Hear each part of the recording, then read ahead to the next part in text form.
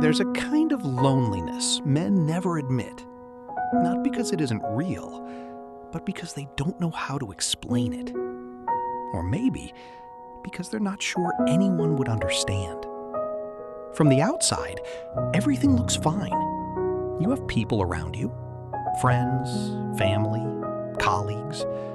You talk, you laugh, you respond when needed. You show up. So how could you be lonely? That's the question no one asks. Because loneliness, in most people's minds, means being alone. But this isn't that. This is something deeper, quieter, harder to see. This is the loneliness of being surrounded, but not known. Of being present, but not understood. Of being needed, but not felt. You can sit in a room full of people and still feel like you're not really there. Like you're just playing a role. Like you're acting normal, while something inside you stays distant, disconnected, unreachable. And the strange part is, no one notices. Because you've learned how to hide it. You've learned how to function, how to respond, how to keep conversations light, how to avoid going too deep. Because going deep feels risky.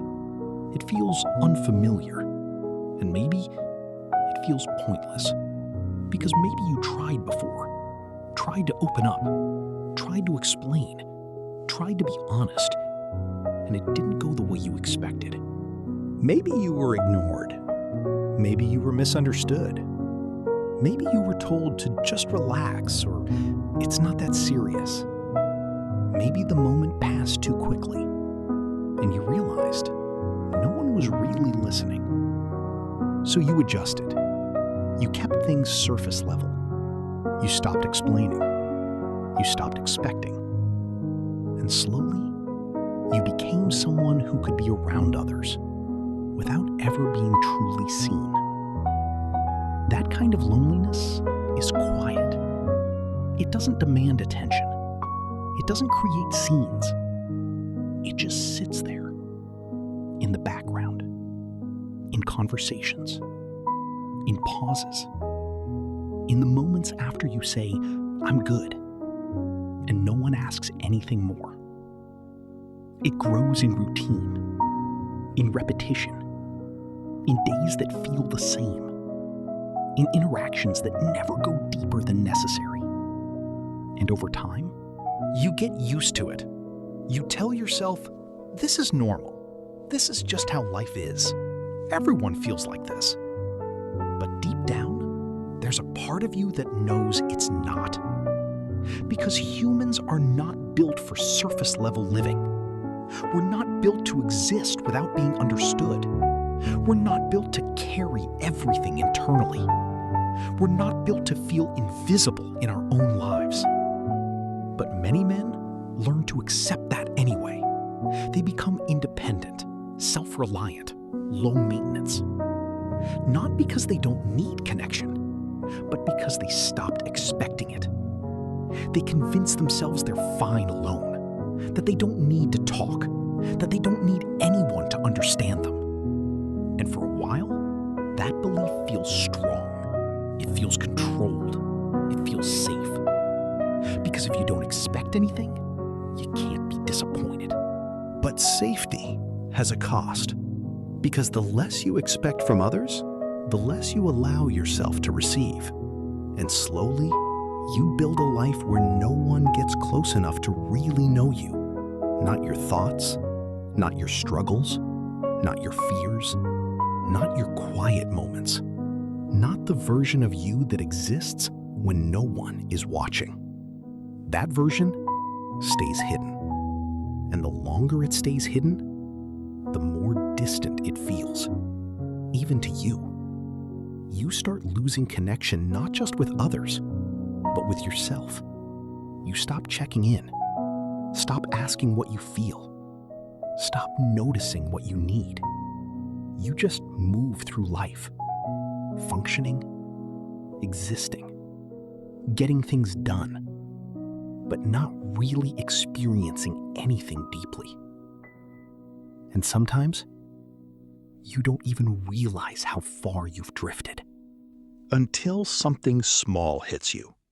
A song, a memory, a random quiet moment. And suddenly, you feel it. That emptiness, that distance, that sense that something is missing, but you can't fully explain what. And for a moment, you wish someone would notice.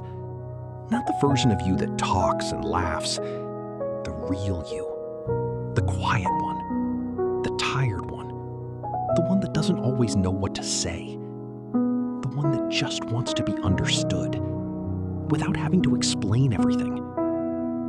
But that moment passes, and life continues, and you go back to being who everyone expects. Reliable, normal, fine.